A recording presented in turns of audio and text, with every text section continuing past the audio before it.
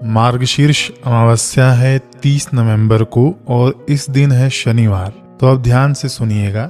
30 नवंबर से ये अमावस्या शुरू हो जाएगी सुबह 10:29 से और रहेगी अगले दिन यानी 1 दिसंबर सुबह 11:50 तक। तो ये शनिवार के दिन पड़ने वाली अमावस्या बहुत ही खास होती है। इस दिन शिव उपासना तो करनी ही चाहिए, साथ में शनि देव की उपासना भी बहुत ही असरकारक मानी गई है। अब यदि कोई व्रत उपवास करता हो ना अमावस्या का, तो उनको 1 तारीख को ही करना है, क्योंकि उदया तिथि से 1 तारीख को ही अमावस्या रहेगी। मैं हर बार कहता हूँ कि अमावस्या तिथि यदि आप लोग संभाल लेते हैं ना, तो आपका जीवन ऐसे ही सुख में बीतेगा, खुशहाल बीतेगा। क्यों? क्योंकि अमावस्या तिथि जो है ना, ये पितरों का सुबह होता है। पितरलोक में ये सुबह है। देखिए 15 दिन पितरों का दिन होता है और 15 दिन रात्रि होती है। हमारा 1 महीना उनका 1 दिन होता है। समझ गए आप लोग?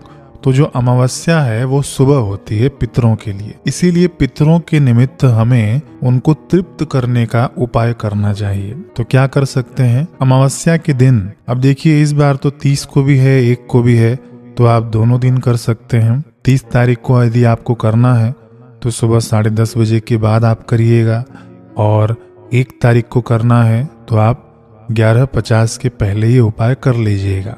सुबह पूजा पाठ करने के बाद सामने लोटे में आप पहले गंगा जल रखना, फिर उसके अंदर नॉर्मल जल मिला लेना, काला तिल और कुशा डाल देना।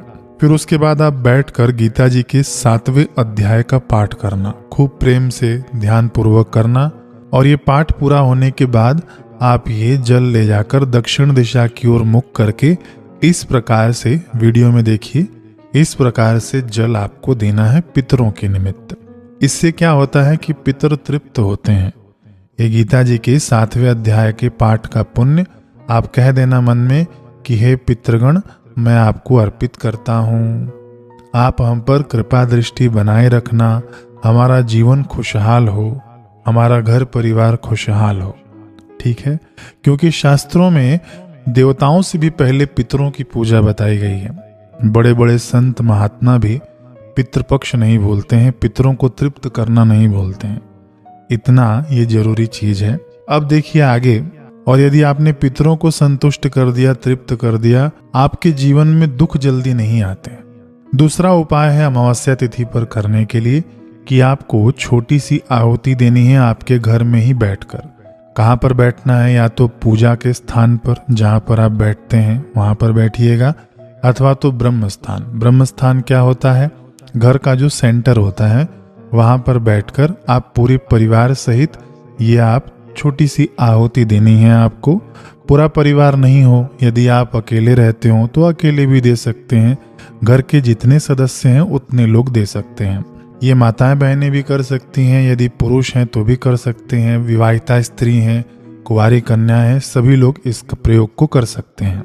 इस दिन सुबह आप 7 चीजों को ले लेना: काला तिल, जौ, चावल, गाय का घी, चंदन पाउडर, सफेद चंदन का पाउडर मिल जाएगा मार्केट में, गूगल का धूप भी मिल जाएगा आपको, गुड़, देसी कपूर और कंडा, गाय के गोबर का कंडा।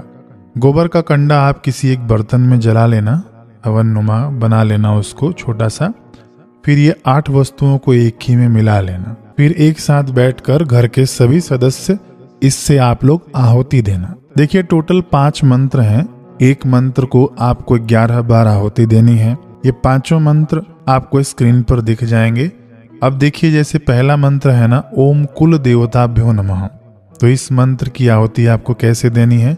ओम कुल देवताभ्यो नमः स्वाहा, ओम कुल देवताभ्यो नमः स्वाहा, ओम कुल देवताभ्यो नमः स्वाहा। ऐसे आपको 11 बार आहुति देनी है। ऐसे ही 5 मंत्रों की आहुति आपको देनी है। ये छोटा सा प्रयोग है, ये सभी लोग कर सकते हैं, आप भी जरूर करिएगा। ये आहुति बड़ी ही आवश्यक होती है। हर अमावस्या को यदि आप ये करते हैं ना, तो आप जहाँ पर रहते हैं वहाँ पर स्थान देवता का प्रभाव होता है, आपके कुल खानदान पर कुल देवता का प्रभाव होता है, और आप जिस क्षेत्र में रहते हैं वहाँ पर ग्राम देवता का प्रभाव होता है। ठीक है? और हम सभी के ऊपर ग्रह देवता का प्रभाव होता है। और फिर उसके बाद ये सभी ठीक हो गए तो हमको लक्ष्मीपतिभ्यो नमः, हमको लक्ष्मी की भी आवश्यकता पड़ती है, तो ये भी हमको जरूरी है। लेकिन लक्ष्मी आने के बाद विघ्न विनाशक देवता की भी हमको आवश्यकता है। तो ये 5 जो मंत्र है ना, बहुत ही इंपॉर्टेंट मंत्र है। आपको केवल 10 मिनट लगेगा, आप लोग इन मंत्रों को जरूर कर लेना। ये अमावस्या है तो इसका अवश्य लाभ लेना। मार्गशीर्ष अगहन की अमावस्या है, तो ये भगवान श्री कृष्ण इसको अपनी विभूति बताते हैं। कहाँ? युद्ध के मैदान में खड़े होकर अर्जुन से, कि ये मार्गशीर्ष मास यानी अगहन मास मेरा ही स्वरूप है, भगवान कहते हैं। तो इस मास का आप लोग जरूर लाभ लेना। अमावस्या है तो फूल पत्ते नहीं तोड़ने चाहिए, इससे ब्रह्म हत्या का पाप लगता है। दूसरे का अन्न खाने से बचना चाहिए, जितना हो सके बचिएगा। जब से अमावस्या शुरू हो रही है और जब तक खत्म हो रही है, इस दौरान आपको दूसरे का अन्न खाने से बचना चाहिए।